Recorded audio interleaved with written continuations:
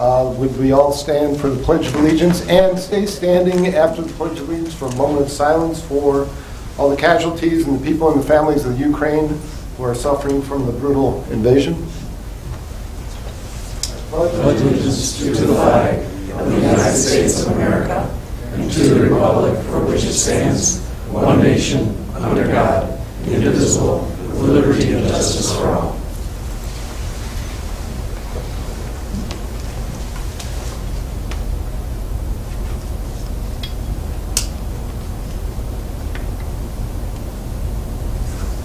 Thank you.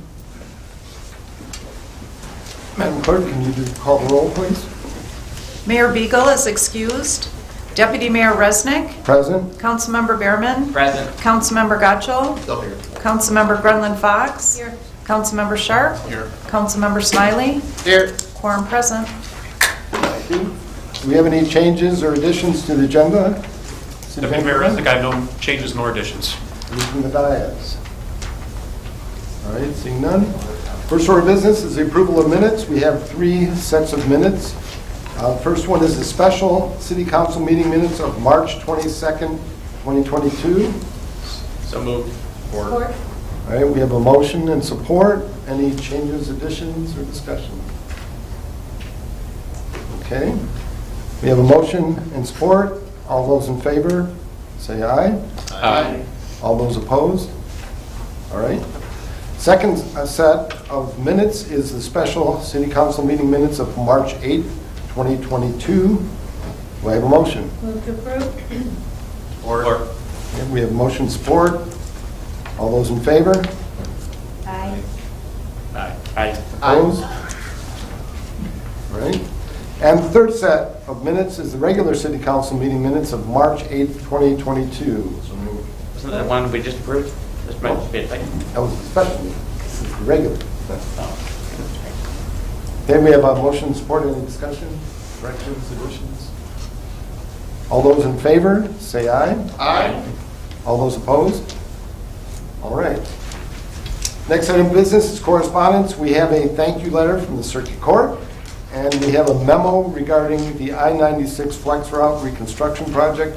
And City Manager Brown, can we make sure that those links get posted front and center on our website for residents? Yes, we put that out with an email blast, and then it also should be out on the website. We'll make sure we get it a little bit more prominently displayed. Great. Just regarding the Flex route as well, because I think there was a piece early on that went out that said that back road would be closed for, like, the back road ramp would be closed for like 6 months straight. Yeah. And I think it would say like back Wixom and Milford, and it caused a bit of consternation. Is that, everything I've read since then, that doesn't seem to be the case. Correct. So I guess, can we communicate that as well, that people? Yeah, we'll find out what any actual plans for closures are there and get some information out ahead of time. It should be pretty limited, to my knowledge. Okay, thank you. Thank you. Next item of business is the first call to the public, and the first call to the public is limited to agenda items only. I'll read the rules of the call to the public. Public shall address the council during the call to the public, which will be included on the agenda immediately after correspondence and again immediately after new business. First call immediately after correspondence shall be limited to agenda items only. A person shall not address the council in excess of 5 minutes unless the time is extended by a majority vote of the council present, and persons wishing to address the council shall identify themselves and their place of residence and shall state their reason for addressing the council. All comments by the public shall be made directly to the council. Anybody for the first call to the public?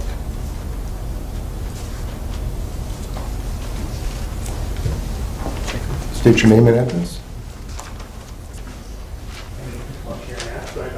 Jeff Winters, 2034 Downham Drive.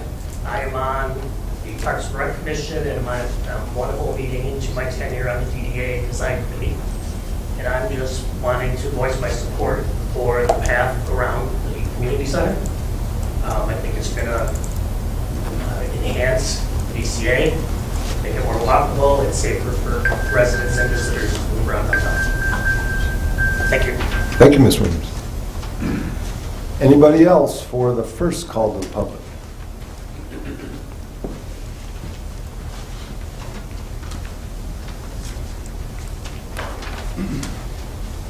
Good evening, everybody. My name is Dan. I'm with Priority Waste. That's 42822 Garfield Road in Clinton Township. We just wanted to be present tonight. Obviously, item number 5 on new business mentions a recommendation for another hauler. We just want to thank you for the opportunity that you gave us to respond to the RFP. As a Michigan-based business, a new company that's growing in this market, we wanted to know that regardless of who you choose tonight or in future meetings, we are here, we're available to help out as we have helped other neighboring communities in this area. So again, Dan, thank you very much for the time. Thank you.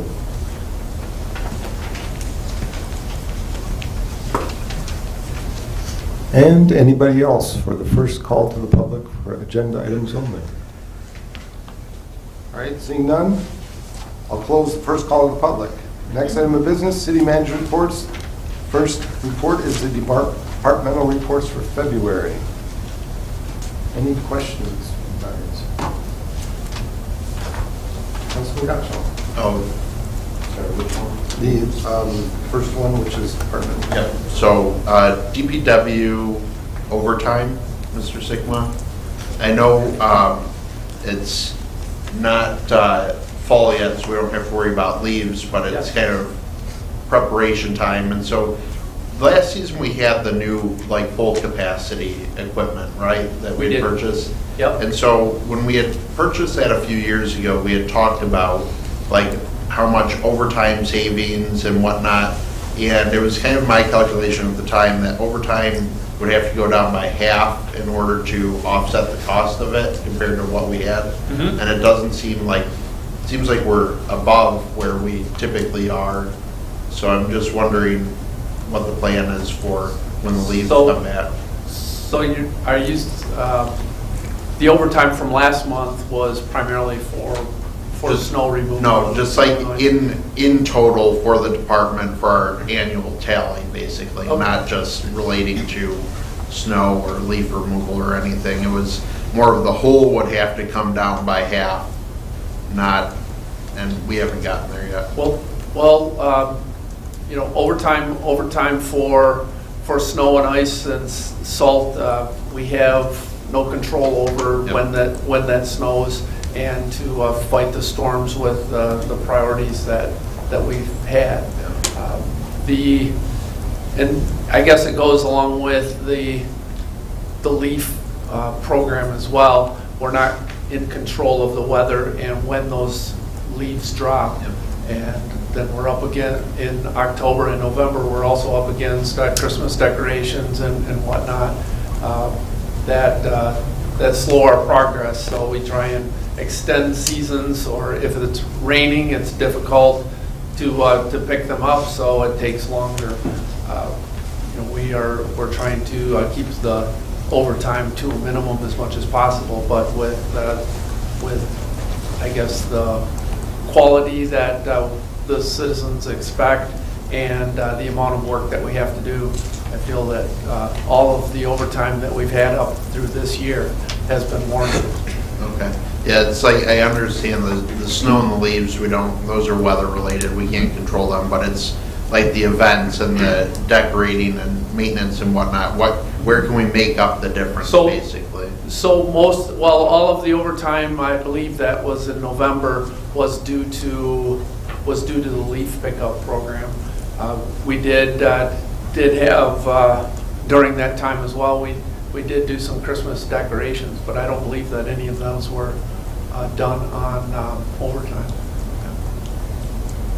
All right. Yeah, it's more of like an annual question, not just relating to the weather or last season leaf collection. It's more of like, where can we make up the difference through our other activities? Because we can't account for the weather and if a tree falls on a weekend sort of a thing, but we have some control over everything else. Yeah. Well, we've accepted a major portion of roads in Tribute, for example, in the downtown area because of the congestion in that area. We're adding about 5 to 8 hours of snow plowing during major snow events, just for that just in that area, in the downtown area. We're almost needing to dedicate one person just for the downtown and, City Hall complex to remove the snow and ice. Is our winter maintenance agreement with the county, like, are they paying enough at this point? If it sounds like we have to dedicate that much time? No, that time is, that is established for the amount that needs to be there in that portion. The other areas, the new roads that we've accepted adds to it, and then also, the parking lots and such, so, yeah. All right, thank you. Yep. Councilwoman Brendan Potts. Sorry, I meant to catch you before you sat down. You were close. I have a question, but before my question, I just want to preface it by saying I'm not trying to take work away from any of our employees. But with that said, do we ever hire seasonal or part-time employees to help during holidays or snow plowing or summer? Yeah, no, that's a great question. We do have a seasonal that works through, or this past few years, we've worked through the end of November, and according to our DPW contract, we can utilize seasonals from April 15th through November 31. And then if we wanted to extend it for any reason, we would bring that to the union to authorize, if you will. And they recognize those types of scenarios, so they're willing to work with us on that. And we have one seasonal? The last few years, we've only, had one, but we've utilized one. Well, that's one beyond the summertime period. Right, yeah, so it's not. We do have other seasonals in that. We have seasonals for the entire mow crew. We usually hire 5 to 6 of them each summer as well. But one of them extends typically through November. And we do have the seasonal budget to extend a couple of people there too, yes. Oh, okay, good. Thank you. Thank you.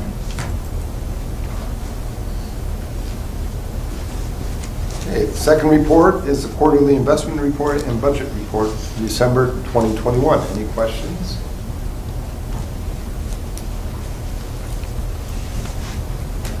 Great, moving on.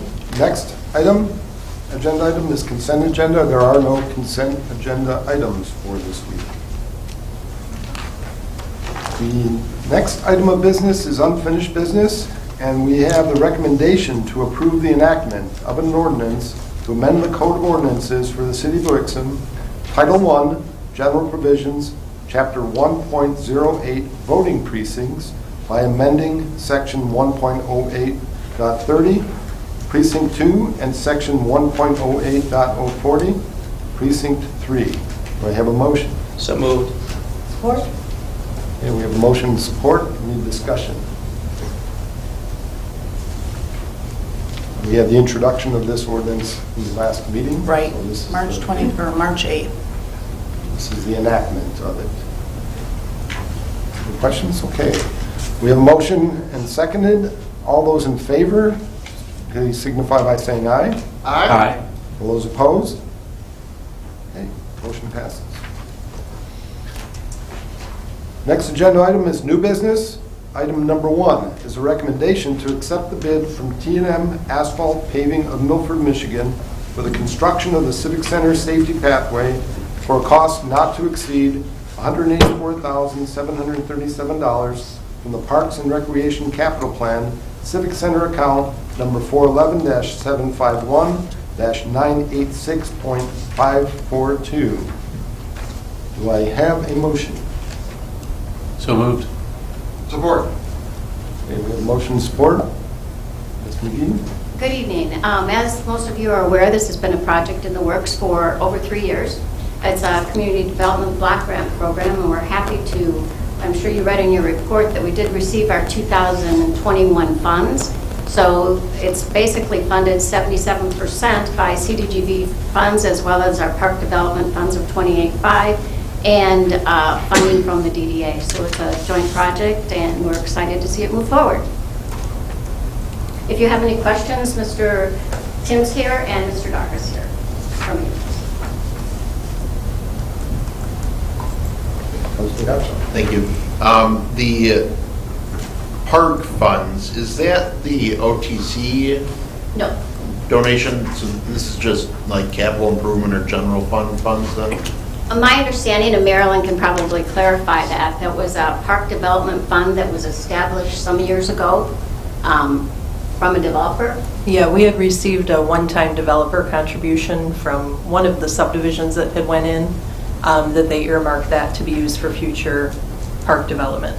Okay, so there aren't any, per se, like general funds being used now that the DDA is officially involved in, we have community development block grant and then this developer funding? No. There well, was a portion, I believe, that was from capital. With the 2021 CDGB money, we didn't plan on that coming through, but it did come through. So we are not, at the present time, using any capital. It's just the park development funds that have been in the budget. So shorter answer is that's correct. There's no other money coming. And that's how it intends to stay then, once this is approved? Okay. So that took the place, having that CDBG money took the place of what we had earmarked. Correct. From capital. Okay. Correct. Okay. And then, I know when we talked about this last time, it looks like we made a more winding route, which I know people had commented on.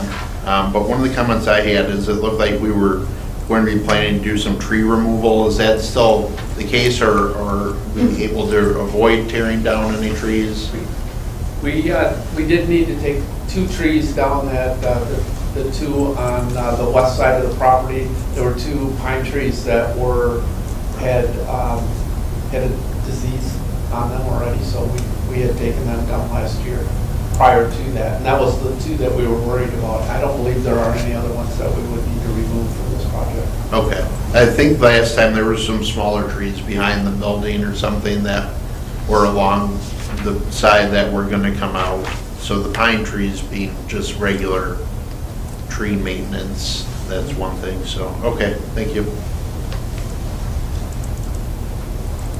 Councilman Green. Thank you. I guess I was fine until you just mentioned that, because looking at the bid, there's several $1,000s for tree removal. So if trees don't have to be removed, we still have to pay that? Or are we set, or we would pay that $184 regardless? Yeah, those are bid tabs that the work would have to be done prior to getting paid for them. So if the trees are not removed, they wouldn't get paid. They would not be paid for those items. Okay. But we needed a bid tab in case we needed to remove them. Okay, so there's $4,600 in tree removal on this bid. I'm not familiar with any other trees that needed to be removed. Okay. 80,000, 180 instead of 184. Here. Okay, thank you. Councilman Smiley. Thank you, Deputy Mayor Resnick. As you know, I was dubious about this, at the beginning, and over the years, I started to see the value of it. I've come to see the value of it. But yeah, getting the funds really covered by a grant and the DDA, and very little of it coming from, from the city, was the, cherry on top, I guess. So I support this. I know everybody's very excited about it, and I am too, kind of now. So there you go. Thanks. Winning you over. Appreciate it. Councilwoman Brendan Fox. Thank you. So a couple things. I appreciate that the funds are coming from other sources. I think that's great. Thank you. As far as the maintenance, do we have money set aside for the maintenance of the path?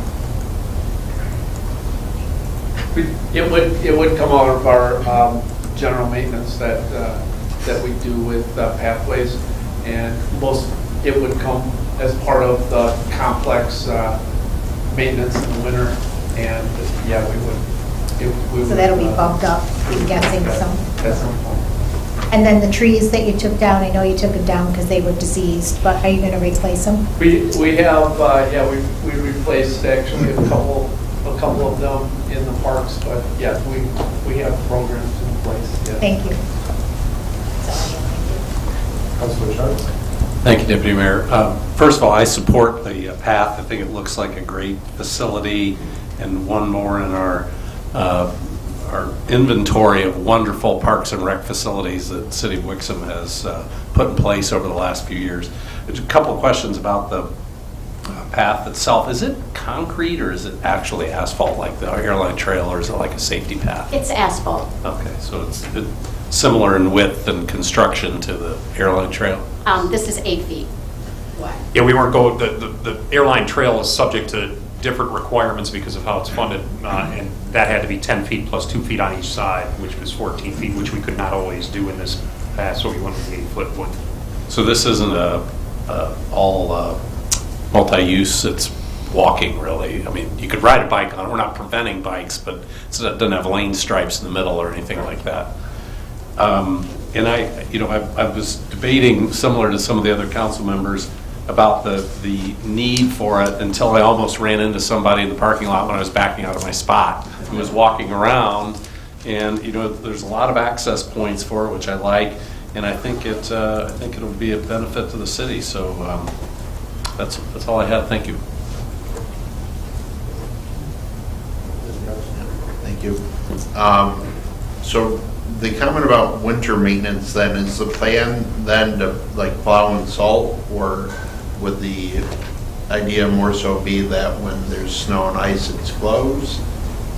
So typically we do the walking or the pathways throughout the city following a snow event.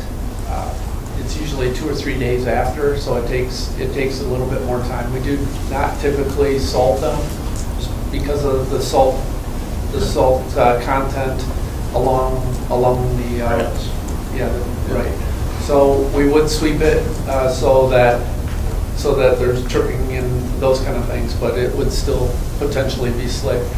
With the asphalt, it would melt quickly, and we'll have to drain off for it. So it should once the snow is removed, should be a decent trail to walk. We maintain the trails or the pathways throughout the city for walkability for the schools, and we do that on all major roads. This is just getting back to, I guess, one thing that's irked me a while now is adding fixed costs, and so it's like adding capital improvement over time when it needs to be replaced, and then annual maintenance, and if we ever get around to crack sealing and that kind of stuff. So kind of related to the discussions at last night's meeting is, where does the DDA play into the future maintenance for the pathway rather than city funds? Because to me, a push in where we are now, and why I asked earlier, not using general funds for it and using CDBG and DDA funds was because I know it was my comment, it was kind of shared by a few people, is we didn't want to expend city general funds on this project. And so I'm in favor of it now that we aren't using general fund funding for it, but moving forward, that also has to be the case. And so have those discussions been had with the DDA, or can we make that a part of the cost sharing agreement that was brought up yesterday when that's formalized? Yeah, so that is a part of the overall cost sharing, but it depends on what we're talking about. So when we talk about maintenance in the sense of snow plowing or activities within the downtown district, it could be sidewalks, it could be a number of things. The day-to-day things, that is covered under the proposed cost sharing. But if we're talking about maintenance in a longer term kind of capital replacement sense, that is not necessarily included, primarily because it would be on a case-by-case basis. And by the time that we get to replacing, full-on capital assets, let's say there are sections of this path in 10 years, 20 years that need to be replaced, we'd probably just have to deal with those at the time. But yes, the year-to-year maintenance, the regular activities would generally fall under that. And if there's something more expensive, then we would bring back to them. And we mentioned that the DDA discussion of the cost sharing aspect of it. We're going to basically do a yearly audit to make sure that everything's falling, within that existing area of expense, or if it's getting higher than that, or if it's lower than that, we revisit. So if we had something where there was major maintenance expenses like this that would have to come into play, and something that's in that downtown area, that'd be something we'd address if it was beyond the scope of the existing roughly $150,000 going up on a 3% inflation factor on a yearly basis. Yeah, and that's what or at least I'm trying to avoid. So I'm wondering and this hasn't come up with any CDBG projects that I can recall, but what happens when we get to like year 15 or 20 and it needs replacement? Can we use CDBG funds at that time to maintain or replace? Or is yes, that? you can. Okay. That's, I guess, just my thoughts is trying to not use general funds on this, even if it comes to replacement in the future. So with that, I'm in support now that it's not general funds, but hopefully it stays that way in 15 or 20 years. So thank you. Thank you. And my only question was, I know that we had talked early on about the next phase of the project, improving the top lot, expansion of the playground and all. But if I recall, one of the very first renditions, we showed a connector from the south end of the path to the top lot, and I don't see it on the new plan. It goes into the parking lot now from the south end. Yeah, it does go to the parking lot near the top lot, and that was we did that for grading purposes. From what I understand, we needed the 8% grade, and so we tried to meander it following the hill area. It was too steep where we had initially put it. Okay, so the entrance to the top lot would be from the parking lot? From the parking lot anyway, yes. From the sidewalk around the parking lot. From the sidewalk. Yes. Okay. All right. Very good. No further questions from my end. Okay, with that, we have a motion and a second. All those in favor, signify by saying aye. Aye. All those opposed? All right, motion passes. Very good. All right.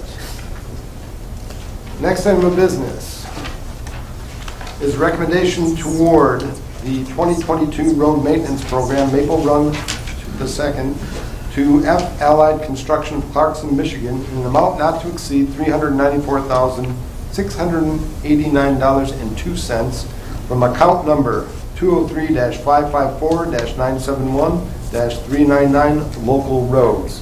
Move to approve. Support. All right, we have a motion and support. Mr. Sickman. Yes, thank you. So in 2017, we conducted a required roadway asset management plan, and part of that plan develops, over time with PASER studies that we have. Our DPW goes through each of the roads in the city and rates them, basically. Excuse me. And with that rating, we develop a plan to replace the roads as they degrade. And Maple Run is the next subdivision that came up, and we have that as part of our 10-year capital plan and wish to repair that now.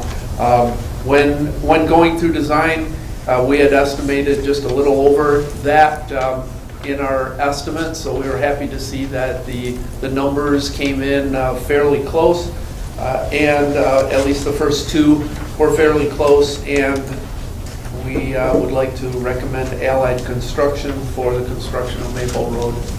I'm sorry, Maple Run 2 this summer. Questions?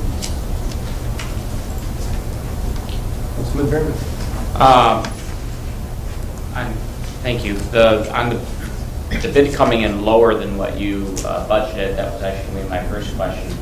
Because I remember we had a meeting a few months ago where you were concerned about this project and projects going forward coming in higher than what we budgeted. Yes. Is that because we're starting to see things tick back down, or we just got lucky in this? I think part of it is we got it in early enough in the cycle so that the groups that were bidding on it had not had a chance to review other areas, and this one fit what they were looking for, so they gave us a better price. Part of it, we were concerned with the 30% increases with roads and bridges that we've seen in some of the magazines, but it's not the case in this one. And we've worked with Allied in the past and feel that they can do the job satisfactorily, and that's why we're recommending them. And my second question was with regards to that spur off by the railroad tracks. I know I talked to you and the engineer earlier. Are they going to do that at the same time? You said you were going to try to tie that in, or is that something we just still need to dump something in? Because that road, that new road there is cracking up bad because there's a big drop and traffic there. Yeah, and that's on Maple Road itself. Yeah, we have a couple of things because of the budgets. We would like to get this one under contract, and we were looking to expand that contract and have bring that before council at a different time. But we would put that. So it's not included. It is not included in this piece. Oh, thank you. Anybody else? Mr. Sigmund, you said that F. Allied has done work in Wixom before? My recollection is yes. We have the engineering firm and our guys had worked with them in the past. I'm not sure which project, but we've worked with that group. Okay, very good. Thank you. We have a motion and a second. All those in favor signify by saying aye. Aye. Aye. All those opposed? Thank you. Motion passes.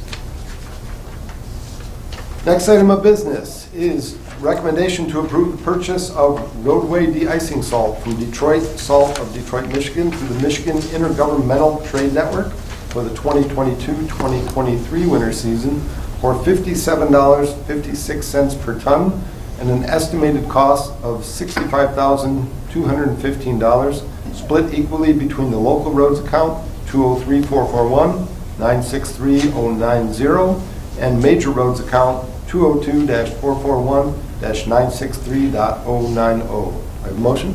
So moved. Support. All right, Mr. Sigmund, you're still standing there. Thank you, sir.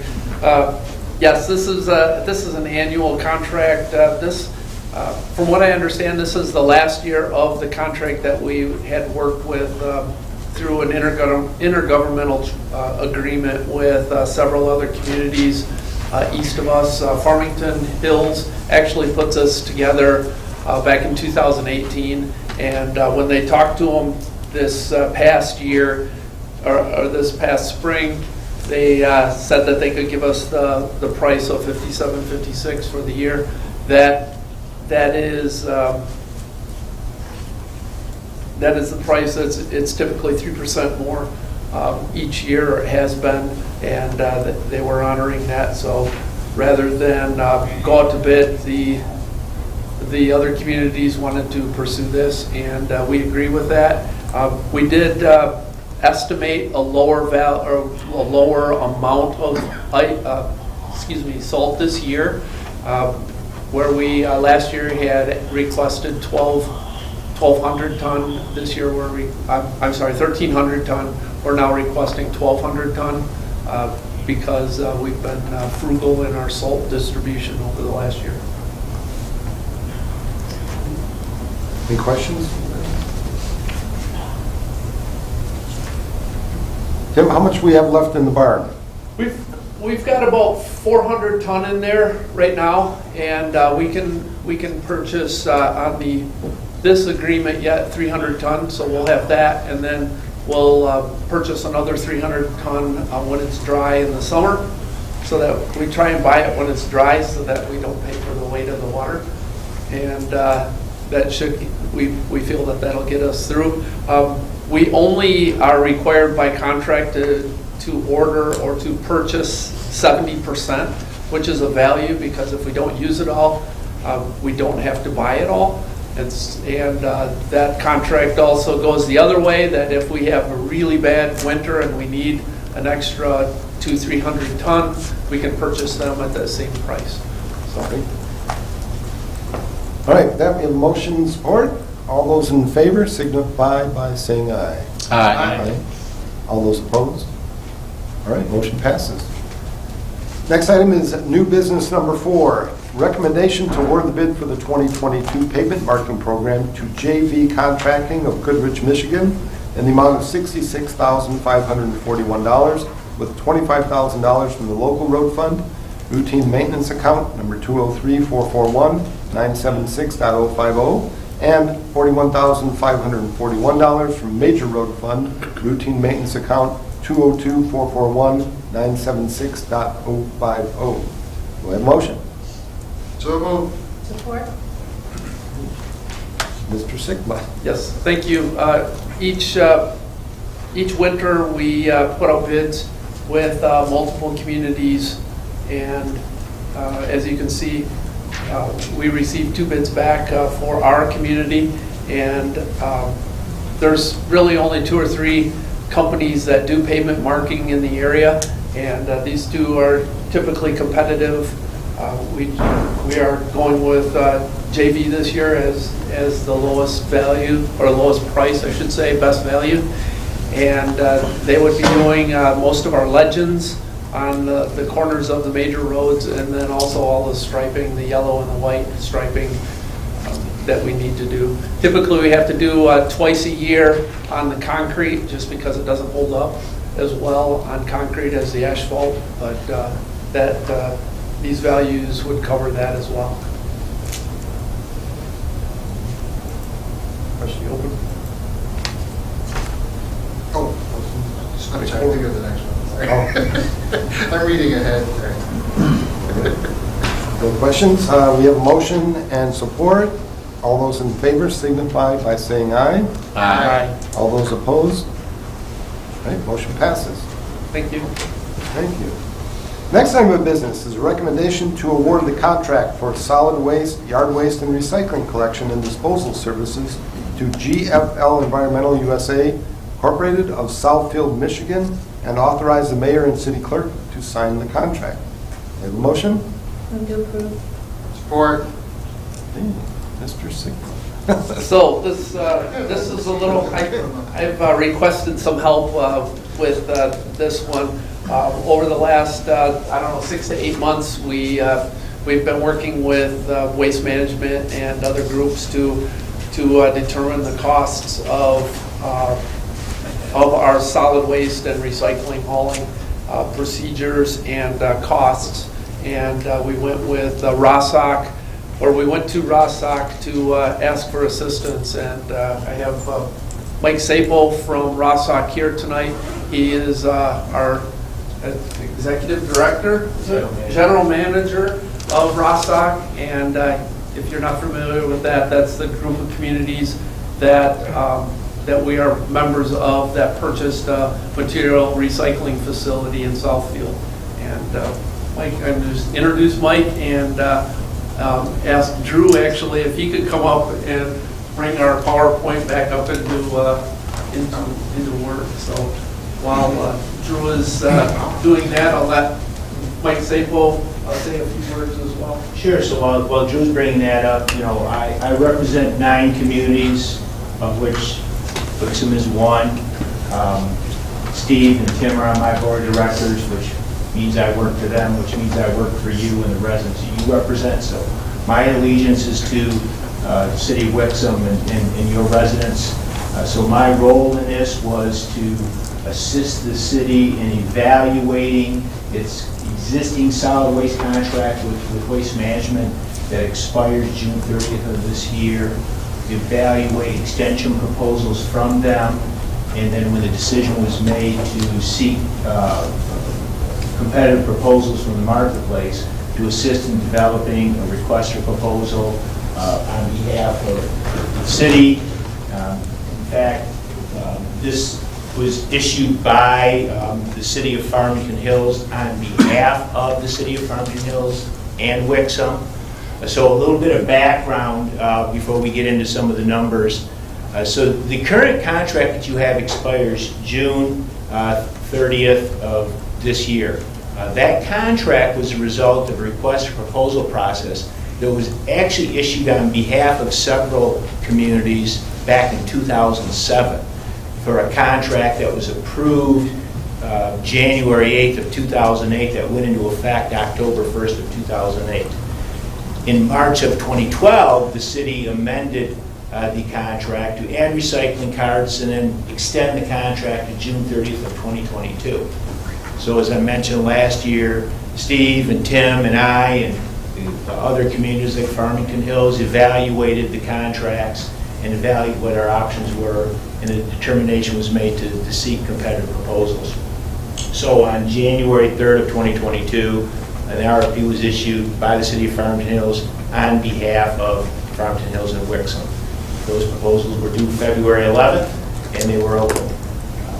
So, let me see, how do I move this forward? Oh, down here. Page down.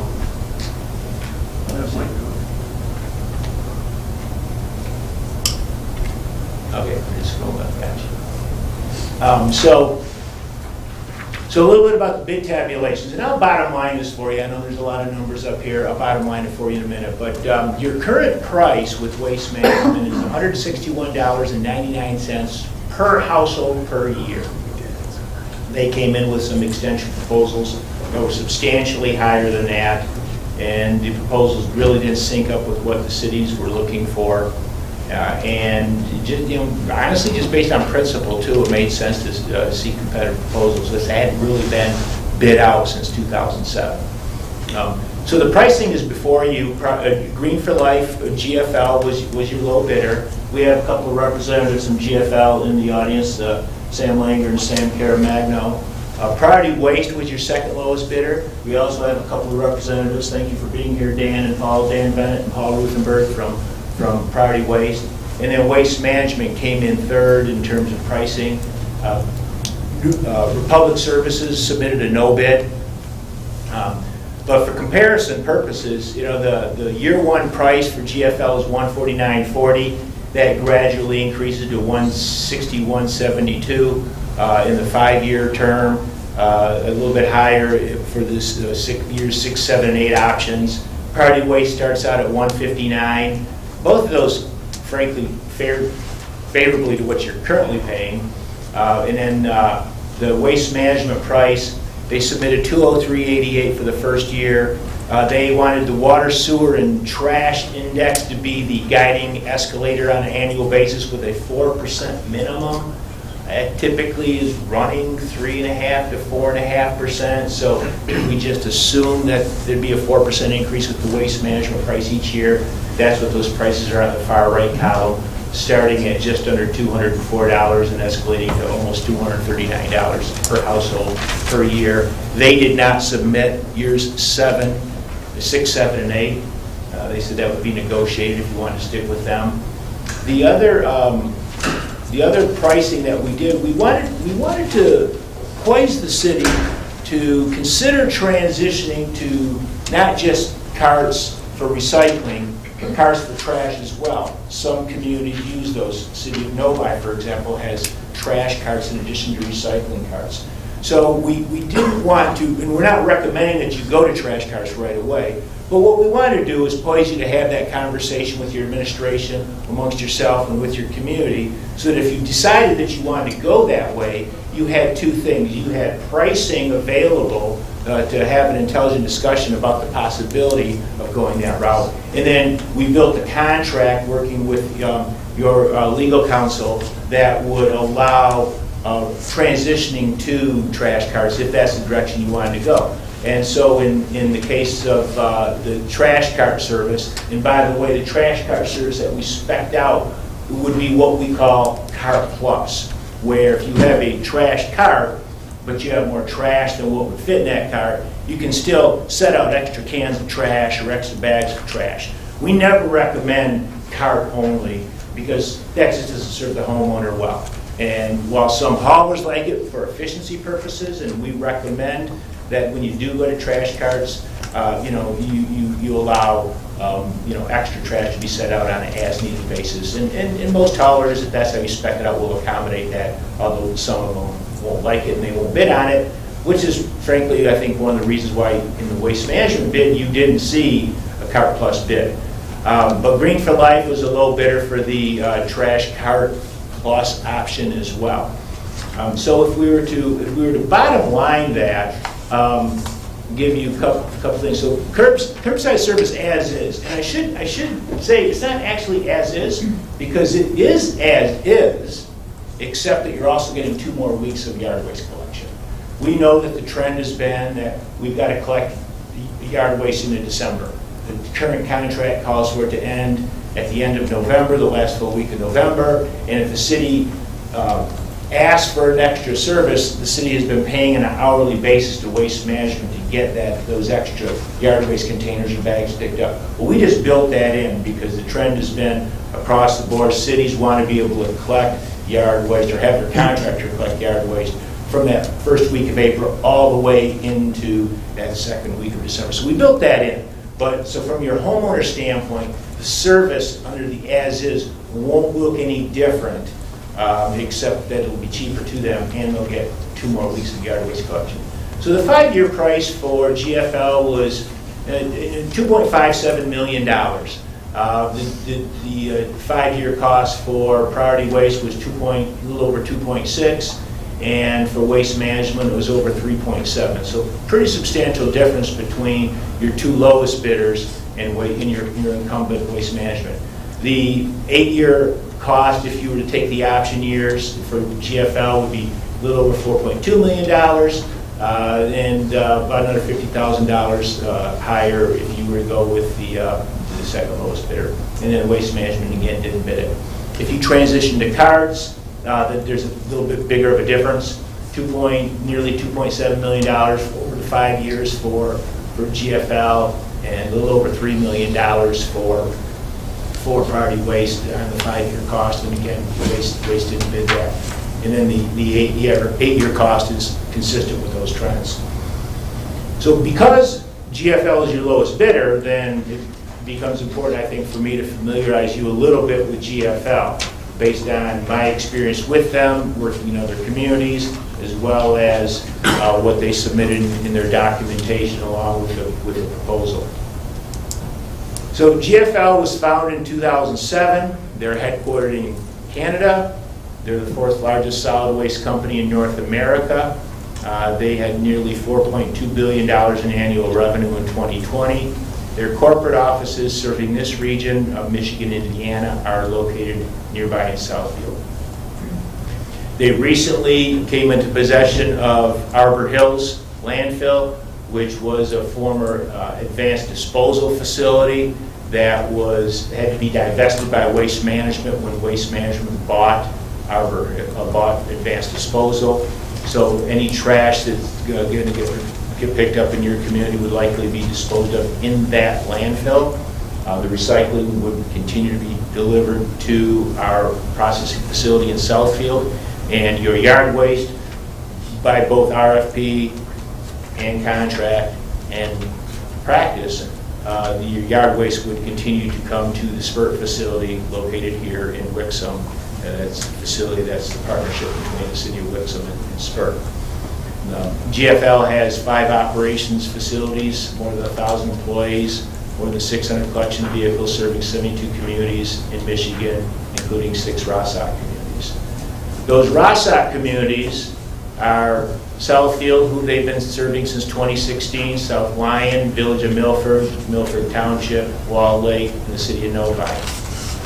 Those asterisk communities, South Lyon, Village of Milford, Milford Township, and Wall Lake, within the last year, or I should say in 2021, extended their agreements with GFL, largely because they felt that service was good and pricing was competitive.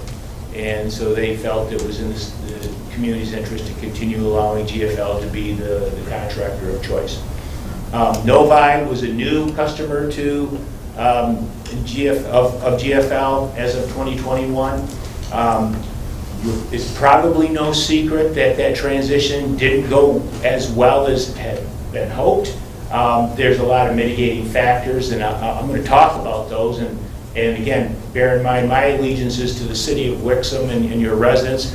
Although, as I talk about some of these mitigating factors, it may sound like I'm trying to carry GFL's water. Trust me, I am not. I'm trying to explain the circumstances behind what took place last year. So last year, as they took over the city of Novi, a number of things happened. One of the first problems was that the incumbent contractor, Waste Management, did not pick up all their carts in a timely fashion. In fact, the city's DPW ended up having to collect those cards for them. So the first 2 or 3 weeks of service, residents had both the new GFL cards and the waste management cards, and they were using both of them, and a GFL driver would come to a home that would have a waste management card set out, assuming that it was empty and going to be picked up by waste management, and they wouldn't service those cards. And so that generated calls to GFL, it generated calls to the mayor, I'm sure it generated calls to Mr. Auger and DPW and everybody else. So that was one of the first problems. The other thing that they encountered last year was the fact that across the board, nationwide, like in every other industry in the United States last year, there's a labor shortage and a part shortage. So no company was exempt from those service issues last year, but they were particularly acute in a situation like in Novi last year because it was new and there was these transitions going on. The other thing that happened last year is across the board, waste companies were struggling to provide service to the caliber that had been provided in the past, not just because of the labor shortage, but as we saw in 2020 and 2021, more waste is being generated at home because of more people are doing work from home, or they're getting more deliveries to home.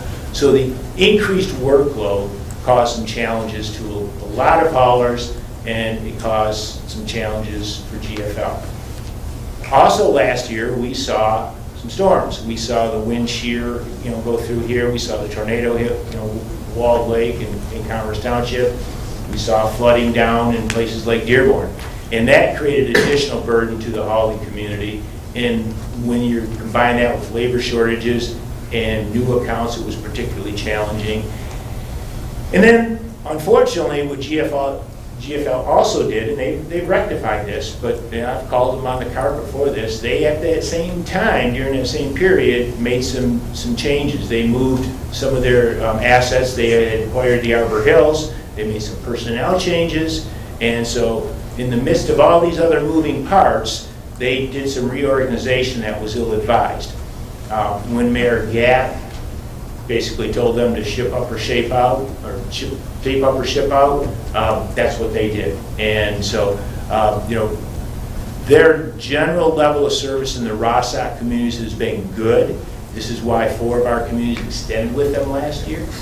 This is also why, the city of Novi continues to work with them, because they were told, that they have to meet the standard, and if they don't, then, they were going to seek other contractors. And so a couple of things I think got included in here. I asked Christian Worth, the village manager of Milford, for his thoughts. I asked Victor Cardenas, assistant city manager at Novi, for his thoughts. And they both confirmed that, that they met their obligations. And, Victor acknowledged the hiccup during implementation, which, was unfortunate, but there were some mitigating factors. But when I talked to the folks at GFL, they acknowledged the mistakes that they made last year. They actually pared back some of their service. They've given up some communities. They've cut back on the subscription service because they wanted to focus on contracts like the city of Novi. And they've been looking at your community and Farmington Hills for a number of years and are eager to serve your community. The people that will be working with your community will be familiar faces. Sam Karamadin was here. That's actually his dad serviced this community for a number of years. He ran the waste management yard down the street from us on 8 Mile, serving the city of Wixom for a number of years. Tom Spencer, who's another guy that's very familiar with the city of Wixom, was with waste management for a number of years. He'll also be, one of the guys who'll be paying some attention to your community. So I think that you'll be in good hands. But I will also say that the contract that you will have will be something that has performance measures and opportunity to penalize them if they don't meet the standard, and opportunities to void the contract and move on to another hauler if necessary. And you've got a good backup plan in terms of your number 2 low bidder Priority Waste, while new to this marketplace, has been a good asset to communities in Southeast Michigan, and we expect to see continued growth with them. Some of the larger companies like Waste Management or Republic Services either are not bidding on residential contracts or seem to be pricing themselves out of the market, but we continue to see GFL and Priority Waste provide value service at a good price to communities. So that's my overview of the process that was followed. The request for proposal was issued, again, by the City of Farmington Hills Purchasing Department, so it followed all the purchasing requirements that the Farmington Hills and the City of Wixom would have. And I think what you have before you is a good proposal from a good service provider that provide value and lower pricing than what you're currently experiencing, while seeing an improvement in terms of the service, if for no other reason that you'll get another couple of weeks of yard waste collection. So I would be happy to answer any questions that you have. We'll start down the line here. Councilman Sharp. Thank you, Deputy Mayor. I've got a long list of questions. I don't think they're answered in there, but if they are answered, we had an extensive packet. I read through it. I think I know the answers, and then based on what you've already said, I'll try not to repeat them. But the first question is about the trash carts. We have two proposals. Are we voting on one versus the other tonight, or no? What are we voting on? No, we are recommending you approve a contract that continues service as is. Okay. But we built into the contract the pricing schedule and the ability for the city to transition to trash carts if you so choose at a later date.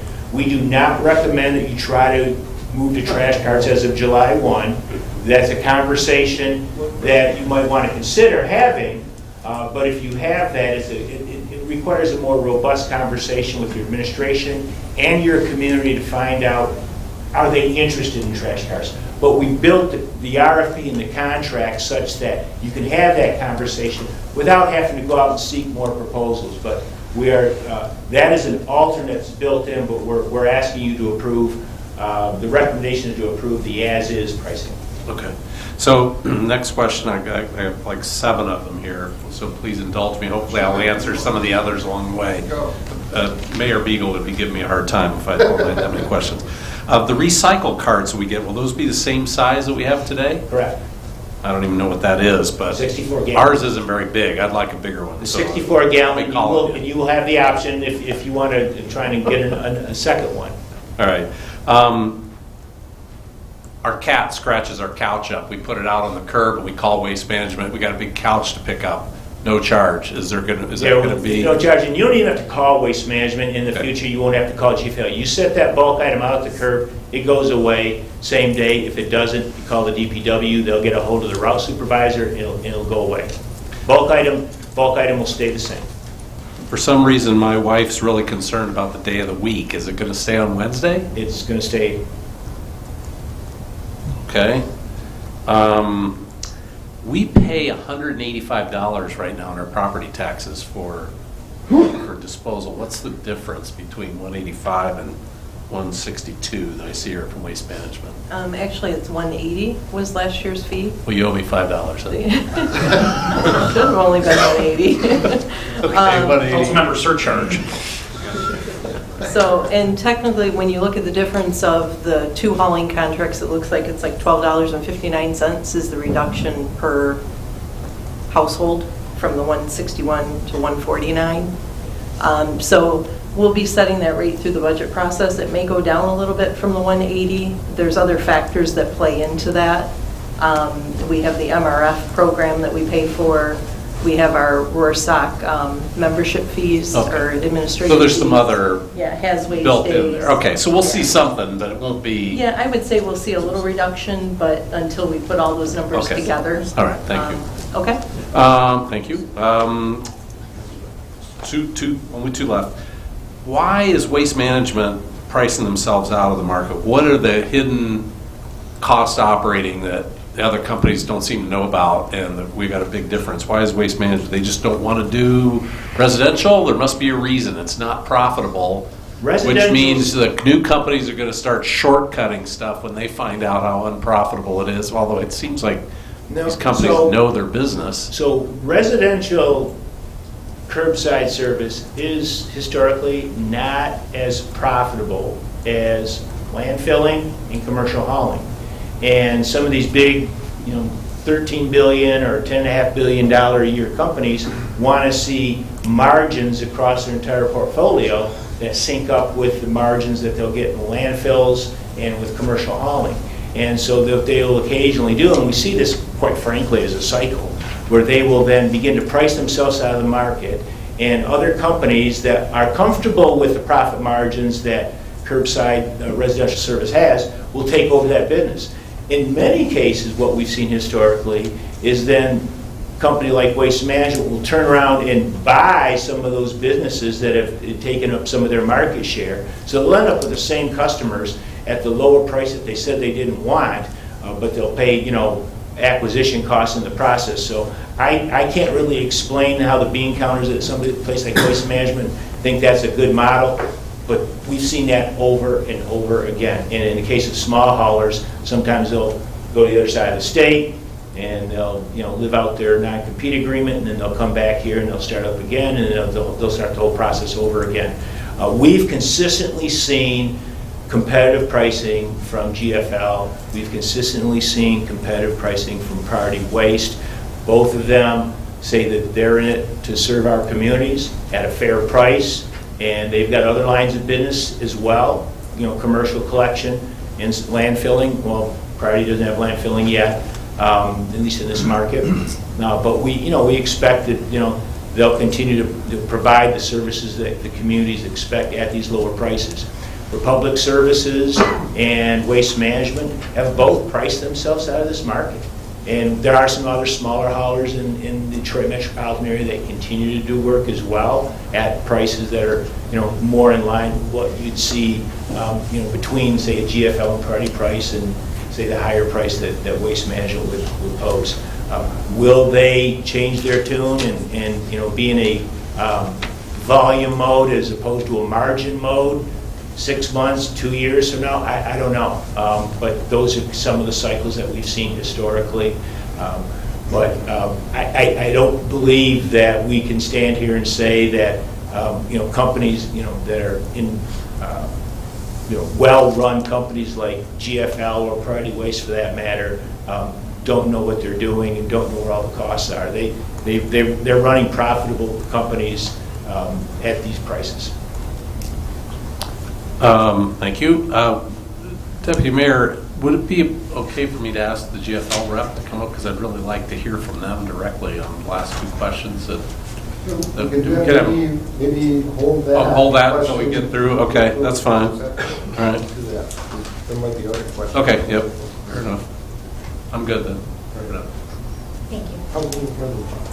So most of my questions are also for GFL, but just one, I guess. If there happens to be an issue with waste management, how are we going to handle getting those cards? Are DPW people ready to go out? Because I know I was picking up cards. It was all hands on deck. Everybody had cards in the back seat and the trunk. It was crazy. We have already spoken to some extent with Waste Management, and they're starting to prepare for that. Whether that happens or not, we will get them removed from the community. We also worked into the contract some help if needed with phone calls and whatnot for at least 3 weeks after they start. So we would also get some, if required, we get an enormous amount of phone calls because of certain issues. We can get some assistance through their offices as well. And they'll be located potentially in our office for those calls. That was one of the questions. Yes, for them. And thank you for that insight. And so that is worked into it, the agreement as well. But yeah, we're prepared to do that work if we need to. I would also add that, Brian Conaway, the municipal rep for Waste Management, has acknowledged that what happened with Waste Management last summer was an embarrassment, and he's planning already for the logistics to get their cars out of your community. The other thing I would add, and I didn't mention this earlier, Novi, in 2015, when they decided to go to a citywide contract, which was a really good decision, one of the bad decisions, frankly, that they made was not to have a system where residents called the Department of Public Works with service issues.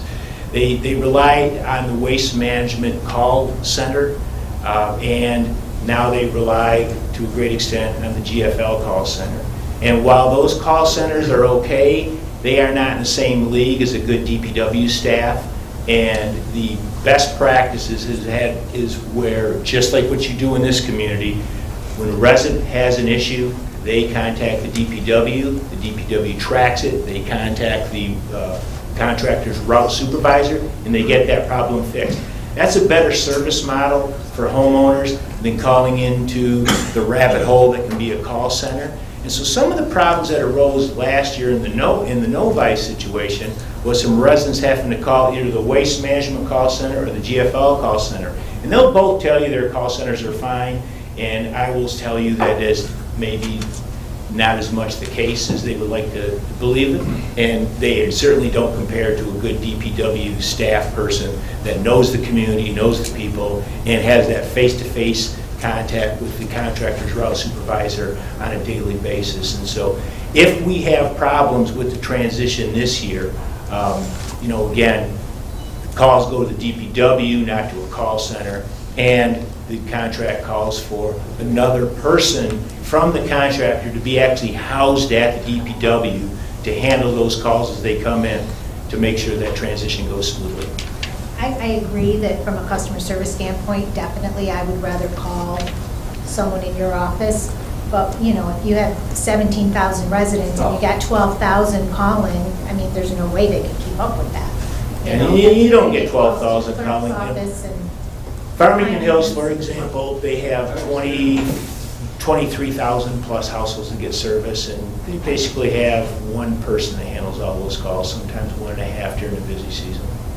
I just want us to be aware and be ready and know, because it's going to be, potentially, hopefully it'll go smooth and there won't be any issues, but I just would hate to see someone in your office going crazy, and if we can avoid it, or have a plan in place to address it. Thank you. And the rest of the Thank you. Has Farmington Hills approved their contract yet? It was reviewed last night in study session, and it will be on the consent agenda next Monday night.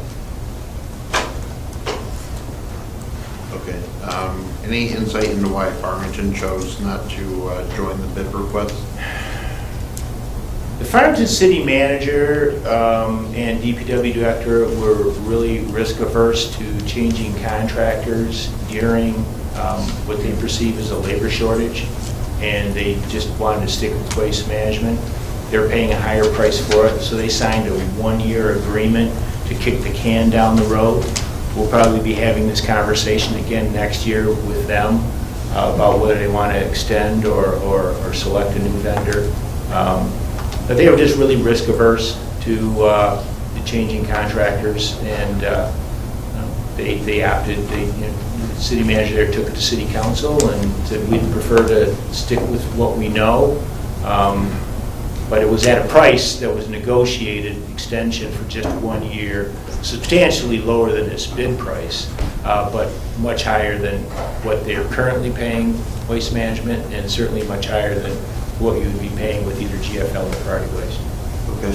I guess relating to the Novi issues with Waste Management picking up their containers, is anything written into our contract that's either presented to us tonight for approval that relates to any fines or fees or recourse if we change vendors in the future and containers aren't picked up?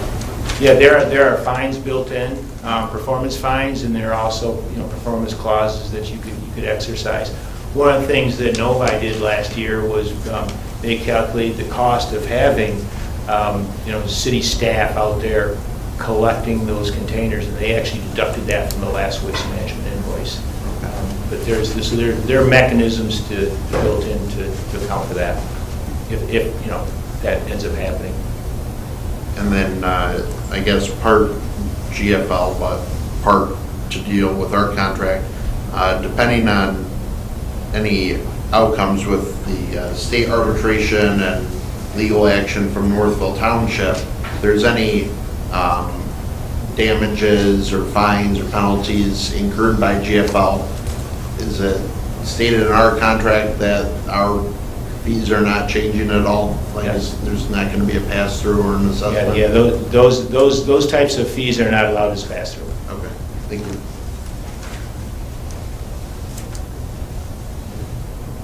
For now. Right, Councilman Smiley. Thank you, sir. Mr. Sapo, am I saying that right? Sapo. Yeah, Sapo. close. First of all, thanks for this presentation. You're very clear and I appreciate your frankness and your answering our questions. Now, you covered sort of some of the transition issues that popped up, with Novi. But switch over here to Mr. Brown for a minute. We were talking earlier, you mentioned there were some things we want to be watchful for in that transition regard. Was Mr. Sabos, Right. Did he cover what you were talking about? Right, it was just a matter of learning from the mistakes that occurred in those other situations and learning from those experiences and addressing those known problems and trying to anticipate things that might come up based on those prior experiences is really just a benefit of learning from prior experience of other communities, essentially. So there weren't any additional items that you had in mind? Or No. It was just a matter of streamlining the transition and making sure that we do the best job we can in organizing it, communicating it to residents, making the expectations clear, and making sure that things are put out on the days they need to be put out and those kind of things so that they can be taken care of in a timely fashion. If I may, I'll give you another example of the way GFL overcame some of those problems. I happen to live up in the city of Fenton, and up until last fall, we were serviced by Republic Services, who didn't bid on your contract, but that went out to bid, and GFL was awarded that contract. And they learned from what happened in Novi that if there are incumbent containers out on the street, that they need to be prepared to service them. And that's exactly what happened in the city of Fenton. So Republic Services didn't get all their containers off the street, the week they last collected them. And so some of us filled up our blue Republic Services containers for the week that GFL was supposed to start. So GFL serviced whatever container was set out at the curb for the first 2 or 3 weeks. And they would be obviously prepared to do that in Wixom if, again, they didn't get all their carts out of the street. But as I mentioned, they certainly intend to, based on the last conversation I had with Mr. Conway. Great.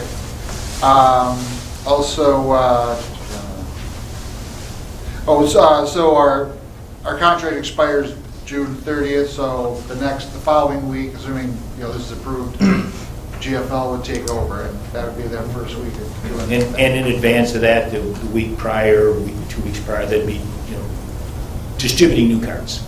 Oh, right, to get those ahead of time, sure, yeah. And then just, worth mentioning, communication with the residents will be important, so they're ready for this and understand what's going to happen. And we also built in the contract the obligation of the new contractor to spend some of their own money to educate your residents. So they're obligated to do 2 direct mail pieces, as well as prepare a video and have that available for display at City Hall. So in addition to the great communication that the city does and that we will do, your new contractor, regardless of who it is also obligated to do that communication.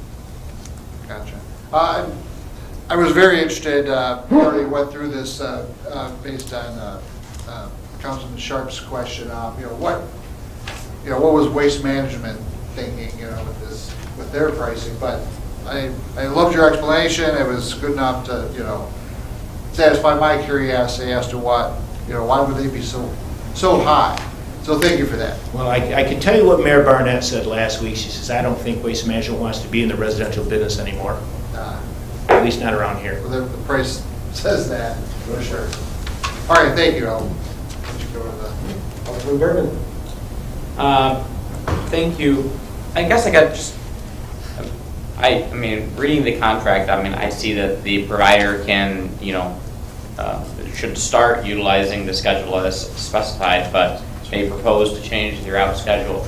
Do they envision having to change the route schedule? I mean, given the fact they have so many communities around us, do they have crews that are available currently on Wednesday to keep our routes on Wednesday, or do a lot of their other communities have Wednesday and we're going to eventually be a Thursday community? I guess I'd like to probably hear from them on that, or unless you know the answer. Sure. So they envision keeping the same day, but we gave all the vendors the ability to, if they want to recommend a different day for whatever reason, that they're free to recommend or propose it, and the city is certainly free to reject it. We don't anticipate that schedule change. Where we more often see changes is when there's more than 1 day a week collection, and they want to do what's been a 4 day a week collection, do it in 5 days, or maybe go the other way, do what's a 4 day a week collection and try and do that in 2 or 3 days. Sometimes we'll see where they, in a 5 day a week collection, they want to switch parts of the city up. So the conversations I've had with them to date is they don't anticipate making any changes. But we do have some GFL folks here that could address that. I will caution you. So we have 2 representatives from GFL. They are both stand-ins because the guys that normally would have been here were already scheduled to be in Fort Wayne, Indiana tonight to talk to Fort Wayne City Council, actually last night and today. I hate to call you guys the second string, but that's what we have tonight, is the second string. If you don't mind, I can come up and introduce myself. Just one more question, Ms. Tabor. Great, it is an emotional change for us in the community, but I think a 27% increase in solid waste would have been a much bigger emotional event. And so I think you've answered the question. Trash carts, I like the idea of maybe gradually getting there. I drive through 3 communities on the way to work, and even this morning, I drove through a community that has a combo, and it's nice and clean. I drove here this evening, and I saw a couple Home Depot type bins just cattywampus all over lawns and stuff, flattened from the snowplow, whatever else. So I like the idea of the ability to eventually move there if we want. Mike, I think the last time you were before this body, you had made an offer to council people and the general public that if we wanted to come down to Rossock for a tour, see what happens over there. You're welcome to do it. We have a few new councilmen. Is that offer still open? It still is, yeah. We're back doing those types of tours. We did kibosh on that for obvious reasons, but we're back doing tours. So as a group or individually, contact me. I'd be happy to show you around the plant. And we can even make an evening arrangement if your day work schedule doesn't accommodate, because we do like people to see what we do down there. All right, let's bring GFL up. Oh, look at this. The first time we made it. I am the second string. I'm going to get him a cake because he just came back from Fort Wayne, Indiana. Hello, everybody. I just pulled in the parking lot. I've been listening to you on television. Sam Carabagna with GFL. Perfect time.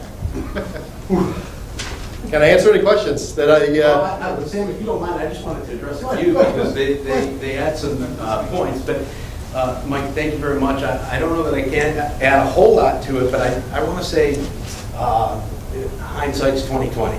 We certainly have learned from our challenges in the city of Novi.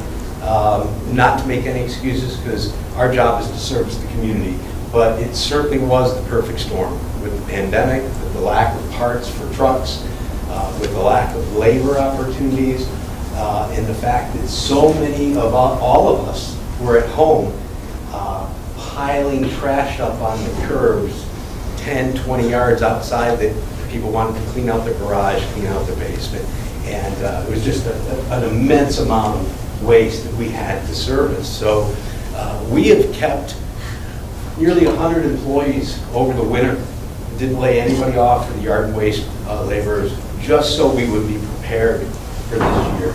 So we are at full complement right now. Sam can talk about that more. Full complement on labor, full complement on equipment. But I just wanted to say to all of you, and I'm glad Sam showed up because he certainly knows the details of the contract. But we have, it's actually about 2,000 employees in Michigan. And I'm one of the managers at the corporate office, and anybody that wants my personal cell phone can have it. That's how committed we are to our communities. We're 7 days a week, 24 hours a day, we'll return those calls. And when you have a problem, and I'm sure you will, because everyone does, it's how we address the problems. And we're here committed to you. So Sam? Yeah, hello again.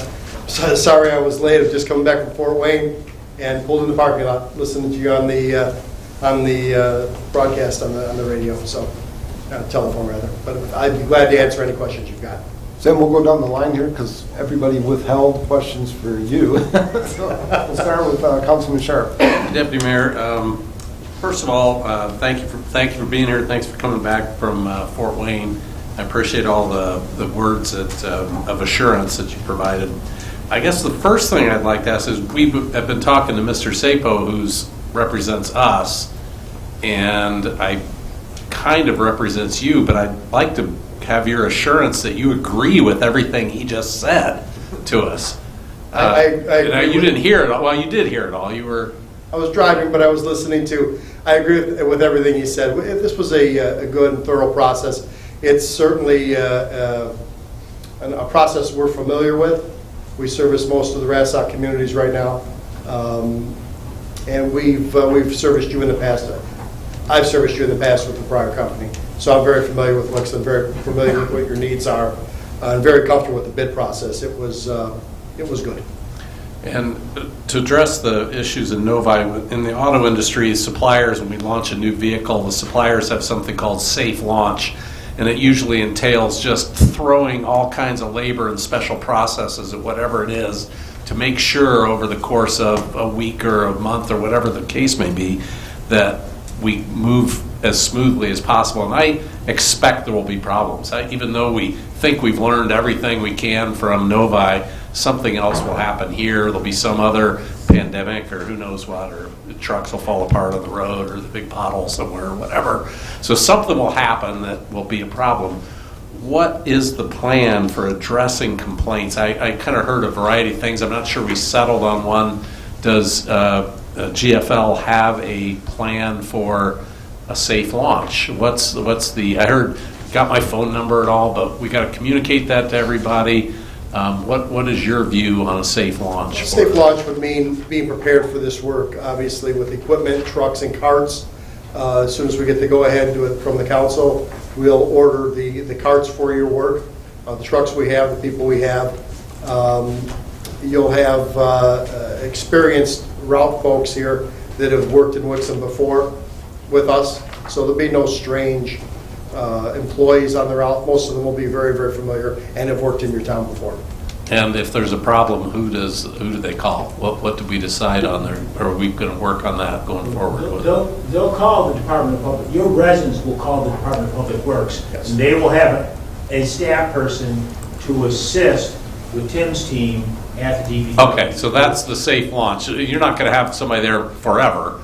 It'll be over a course of the first month, or I don't know. I'm not going to try to limit it, but you'll have a route manager here in town that lives in the neighboring town and has actually run the city of Wixom solid waste program for waste management for us for many years. He'll be here to assist for at least a couple, 2 or 3 months.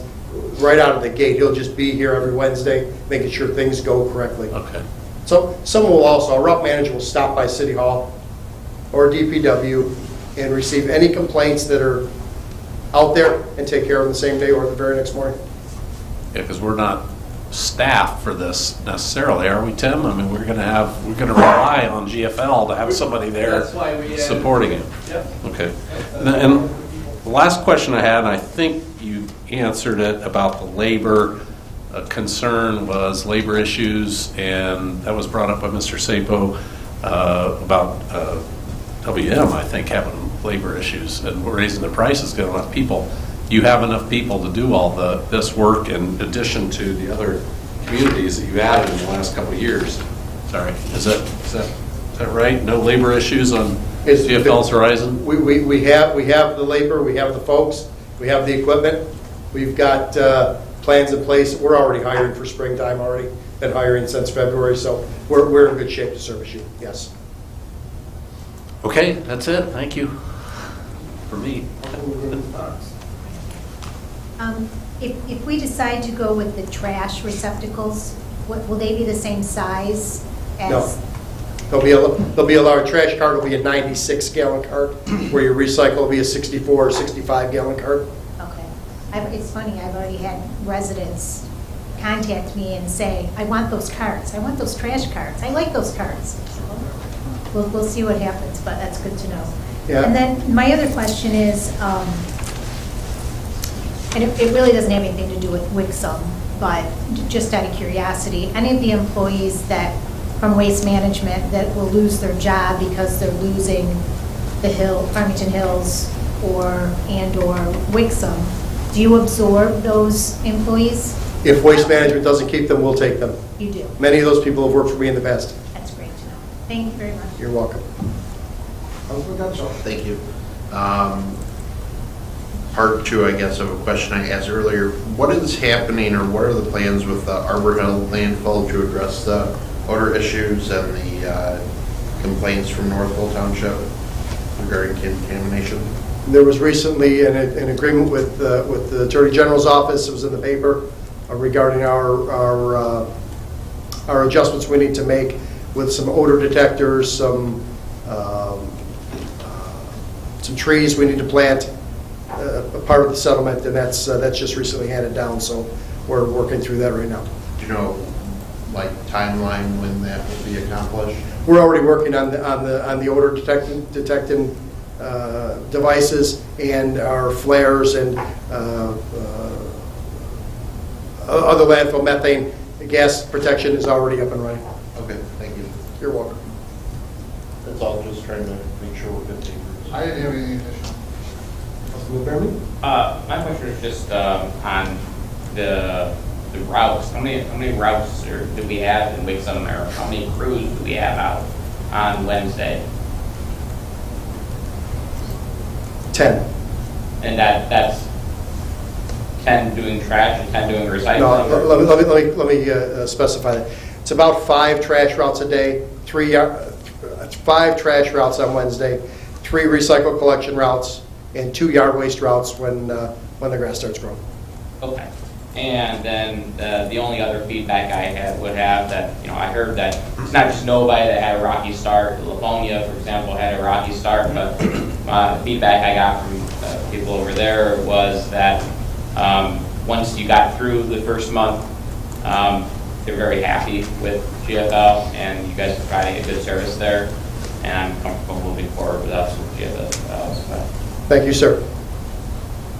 All right, I have one final question. Yes.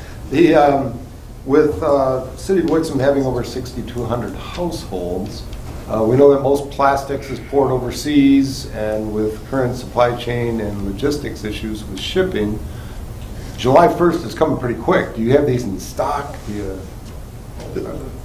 recycle carts? Yeah. As soon as you say yes, the next morning, we will order the carts. We should order them. We'll order them. We have some in stock, but whatever we don't have in stock, we'll order to make sure you're ready to go by July 1st. I imagine they'll come ocean freight, which is still running. No, they're built here in the United States. Oh, you pour them? You pour all the plastics here? Yes. Great. Good for you. There's actually 2 primary providers: Rarick Pacific, which is based west of here, and then Cascade Engineering, which is based in Michigan. Super. All right. So those are your 2 primary outlets, and I'm sure if they can't get them in a timely fashion from one vendor, they'll use the other. Great. All right, with that, we have a recommendation to award the contract for solid waste, yard waste, and recycling collection and disposal services to GFL Environmental USA, Incorporated of Southfield, Michigan, and authorize the mayor and city clerk to sign the contract. All those in favor, signify by saying aye. Aye. All those opposed? Motion passes. Thank you very much. Thank you very much.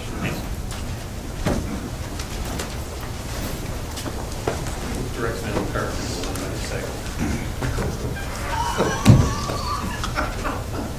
All right.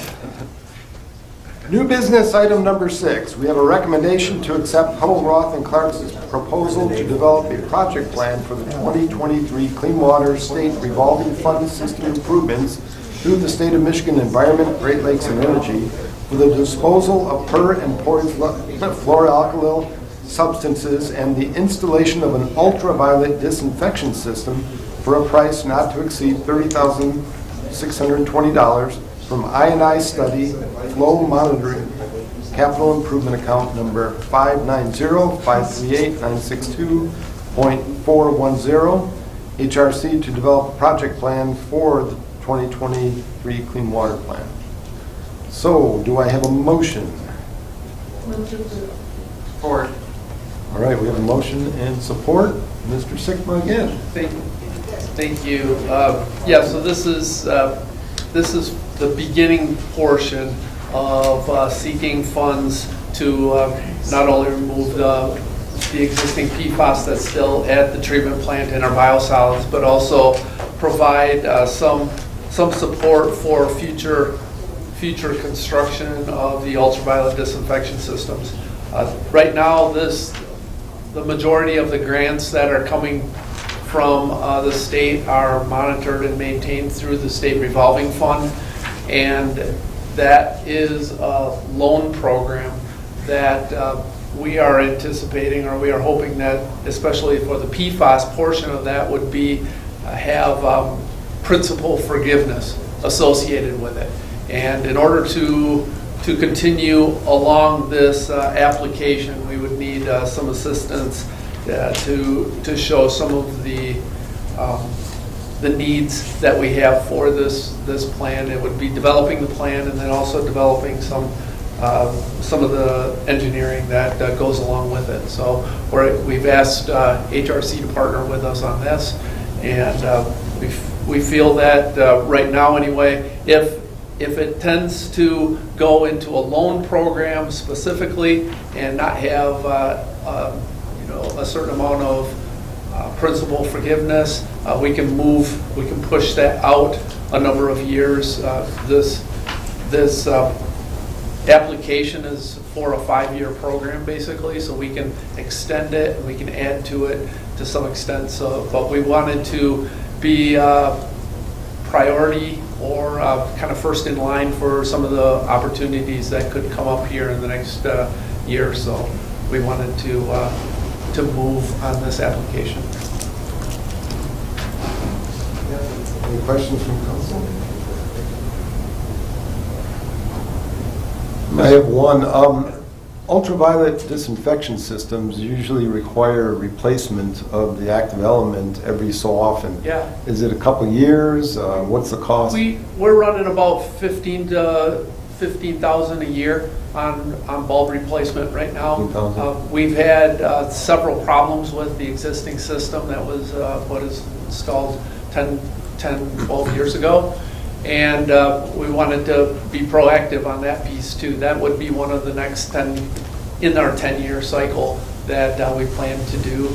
Right now, I think it's in 2027 that we have that's programmed for replacement, actually. All right. With that, we have a motion on the floor and a second. And I'm not going to reread the motion, Madam Clerk, if that's okay. I have it, yeah. All those in favor signify by saying aye. Aye. All those opposed? All right, motion passes. Call it PFAS for short. Yeah, PFAS. All right.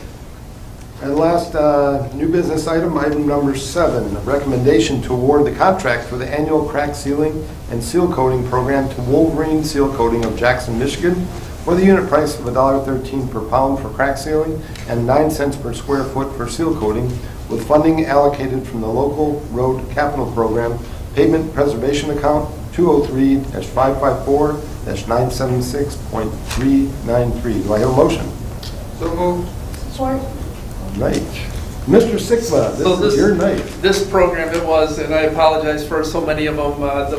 The two that we put out to bid, this one and the pavement marking, we worked with other communities, and we wanted to make sure that we were approved as soon as possible so that we can get the services that we need. This particular one was for the crack seal, and we also have added some sealants to that. We did try that out last year, and we thought it worked fairly well to some extent for some areas along the roads to not only seal coat but also do some covering of the road specifically. So it's not only crack seal, but it's a seal coat portion. So with that, we got with a number of communities, Farmington, Farmington Hills, all the way over to Pinckney on the other side of the Brighton, and they all wanted to get pricing too. And Wolverine held pricing for all of these communities, and they do believe that they can get that work done for us in our time frame. So we recommend using them again this year. Questions from council? Thank you. What are we doing any seal coating under this, or is it just crack sealing traditionally? It's primarily crack seal. We've got crack seal that we're going to be needing to do on our parking lots as well as on the roads this year. We try and break it up for majors and locals so that the high traffic areas, they need additional people just for safety purposes, and we do help them with that. But we wanted to try the seal coats in other areas. We just wanted to keep that potentially active, so to seal areas. Okay. That does not include a chip seal product that we would do. We did, I think, at Gunnar Metella last year. It does not include that kind of a seal. Don't forget that one at the Club of Parking. The Club of Parking Lot, we noticed that one today. It's now this time of year with the freeze thaw, a lot of the cracks seem a lot larger than they tend to shrink up after the ground stabilizes a little bit. It seals itself up to some extent, but yeah, there is a nice one over at Club of that we're going to be getting. Thank you. Hello, Mr. Sigma. When I was reading this, I was, getting excited about the economy of scale. Like, oh, we've got 1, 2, 3, 4, like 5 more cities in the group. And then I said, oh, the price still went up. So I'm just wondering if you can explain that a little bit, or is it just inflation? But inflation. I believe this group is from Kalamazoo, so there's some the fuel to get here has changed a little bit. It doesn't necessarily reflect the amount of petroleum products because it's a byproduct of petroleum. So as that increases, the production is still the same. So there isn't typically an increase because of that, but just inflation in general. I know when we years ago we just did it singly, but as a community, and it was running $1.22 a pound, and we're still, what was it?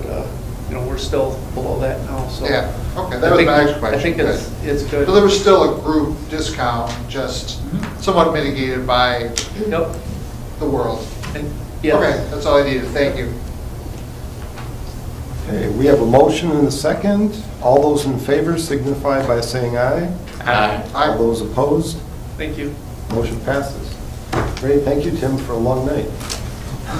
All right, that brings up our second call to the public. I will not reread the rules for the call to the public, but anyone that wants to come to the podium and speak anything on their mind, please come forward.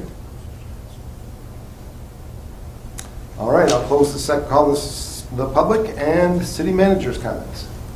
So first off, we're going to institute a new policy. If it's 5+, it's -2. So Tim's barred from the next 2 council meetings for agenda items. So just so he knows, he's not in the room, but he'll find out about it. Not true, of course. City Manager's Office update here. Wanted to provide information on the Beck Road Business Corridor Improvement Project. We have a survey that's up and active at backtothefuture.org/public input, public-input. You can get a hard copy of that survey through the City Manager's Office. We're keeping that open for one more week, trying to get some more feedback from people interested in the community and businesses, etc. Anybody who's interested in filling out a survey to provide their feedback on a potential Beck Road project would be appreciated. Again, you can go through the city website and get to backtothefuture.org/public-input to fill out the survey online there, or you can get a hard copy from the City Manager's Office. The other thing that I wanted to make mention of is something that I'm going to add. I didn't get a hold of it, unfortunately, until after the package was put together. We do have a banner on the website about this as well for informational purposes. There's the Severe Weather Awareness Week that's taking place right now as we know it, the March 20th through the 26th. There's always a Saturday test that happens in town at 1 o'clock with alarm systems that people might be used to. For this Severe Weather Awareness Week, they're having one off schedule, so they're going to have one on March 23rd, also at 1 p.m. It's basically considered a statewide tornado drill, if you will, so they're going to be running the alarms tomorrow at 1 o'clock. If you get calls from your neighbors, I apologize in advance, and you can let them know that that was a planned alarm there. And I apologize to the clerk's office, too, in case she gets 100 calls tomorrow about it as well. Part of the reason for this Severe Weather Awareness Week is just to raise awareness of emergency preparedness. So if you're interested in learning more about how to make your household more prepared for emergency situations, you can visit a website. I would start off with just doing a search on Severe Weather Awareness Week. Click on the link at the michigan.gov website, and there's all kinds of information there about Severe Weather Awareness Week. There's information about things you should be thinking about, potentially for emergency situations, suggestions for plans, checklists that you can utilize for different things like thunderstorms, fire, flooding, a variety of weather situations, and other emergency situations that may come up. So the whole idea is just to raise awareness for emergency preparedness of this week. So we encourage you to do that search on the internet of Severe Weather Awareness Week. Click on the michigan.gov link, and there's all kinds of resources there to take advantage of. Then the next thing I'll mention is Workversaries. We've got a variety of people celebrating Workversaries here at the city. And at the top of the list, we have Deanna McGee, our Community Services Director, who's still with us in the audience today with 24 years coming up on April 8th, and then all the way down to some guy celebrating 1 year with us on April 14th through Benson. So we've got a spread of people with anniversaries coming up, and we want to congratulate all of them and thank all of them for all of their service to the city. We appreciate it. And you have your 5-year coming up. I do. Cake is usually in order. Right, yeah. Great. Yeah, got that coming up as well. I'm very pleased to be here. Appreciate the opportunity to hang out with you and discuss important stuff like we did tonight. Looking forward to a new service provider for our waste management, our waste hauling contract, I should say. And I'm pretty confident that we're going to come up with a good working solution to make this a smooth transition in the city of Wixom. We're going to work hard at making it as smooth as possible for people on that front. So thanks for all the feedback on that. I appreciate all the questions that you asked. It's an important transition on that kind of service. So thank you. Councilwoman Brendan Fox, you had a question? I thank you. As far as the survey, is that in the Friday email blast? It has been, yes. Okay. Yes. Should have been this past weekend as well. I just didn't see it, but I probably missed it. I'll double check. It should have been in there. I know we were planning on it. How was the response then? I haven't heard the numbers because we were waiting until it closed. We asked for some information. We didn't get the hardcore numbers yet. I'll report on it once we close it after this Friday. So hard to get. Yeah. We had a pretty good response rate the first time around. I want to say it was well over 300, which was a pretty solid response rate. We'll see what it is this time. But we're keeping it open for a couple of extra weeks because it had dipped down a little bit. Yes, right. Yeah. We also did send the link directly along with a little narrative to every business owner whose contact information we had via email along there in Wixom. So we did try to individually on a personal basis to allow people the opportunity to let us know how they feel. Right, that was some additional outreach we did. Just that was last week. Mm-hmm. Yeah. Thank you. Hey, council comments. Councilman Sharp. Thank you, Deputy Mayor. Nothing further to add, just one thing. I wanted to tell the council I'll be out for the next 2 meetings, and I've previously let city manager know, and I appreciate adjustment of the schedule for budgeting into the first week of May. So thank you, and my apologies, and I appreciate your indulging me to be absent for 2 meetings, and the mayor's aware. Bring back souvenirs. Good one. I didn't want to say I wasn't going to be home. No cheap t-shirts. Thank you. Councilwoman Grevin Fox. I would like to congratulate and thank all of those employees celebrating Workversaries. That's wow, big range. That's awesome. And then I also wanted to thank Assistant City Manager Benson for all of his work and facilitation of the joint meeting. I thought it was very useful. A lot of good information, a lot of great feedback and dialogue. So thank you for your Thank you. That's it. Thank you. Thank you. The last few times we've gotten the water report, and noticed a few things. The one, I had been the instigator, I guess, of getting the list of call logs and whatnot, and there's a lot of general billing in there. Our previous vendor, we used to just get like water quality related issues, whether, I think one had said there was like bubbly water ones, or like where there's leaks or backups, or really think the water main was broken. It's more so, at least personally, what I'm looking for, the general billing.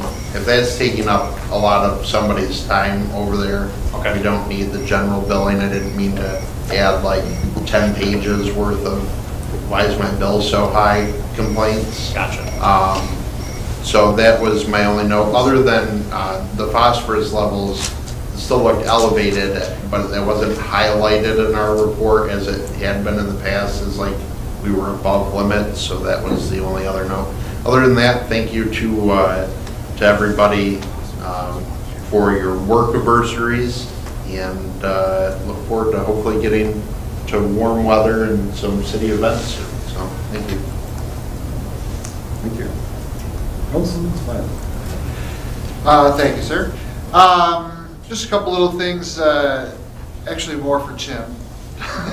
I know hazardous waste is coming up the 9th. April 9th. There's a second date usually. Is that already planned?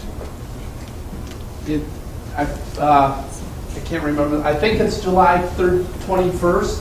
It's the third. There's a second date. It's July. Saturday in July. That's fine. Okay, good. And then, correct me if I'm wrong. So, if I go to Wixom and they check my ID because I'm a resident, and there's, I guess, if I'm not a resident of Wixom, when I go to the hazardous waste, we bill the city that they're from, like yes. Okay. So and vice versa, if one of our residents goes to a non-Wixom event or a hazardous waste event, they're going to bill us. Correct. So I just wanted to be telling people that, and I wanted to make sure I had it right. Yes. So if you remember, Mike Sapo and myself and Laura from Rossock and Jody are taking notes and asking each resident as they come in. That happens in Novi. That happens in Farmington Hills when we do the household hazardous waste days there as well. And that gets charged back. Now they can also drop off household hazardous waste at the ERG facility over in Livonia, and they can get that address from the Rossock website. And that happens throughout the year. So we'll get, like last month, we got a $200 bill from for household hazardous waste because folks dropped off materials over there during the month. But if they missed the 9th and they really had to there's other opportunities. Here, they have options. There are options. The easiest is to do it locally, and that's why we provide a portion here. Sure. But then they can also go to the other communities as well, all part of being a Rossock.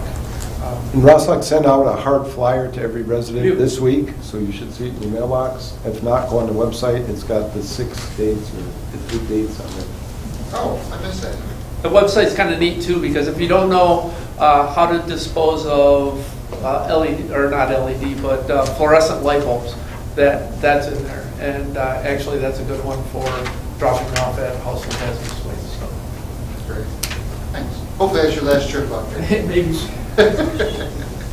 And then the other thing was that I-96 work that's so going to be so disruptive. Is that part of our e-blast? And I saw it on Facebook.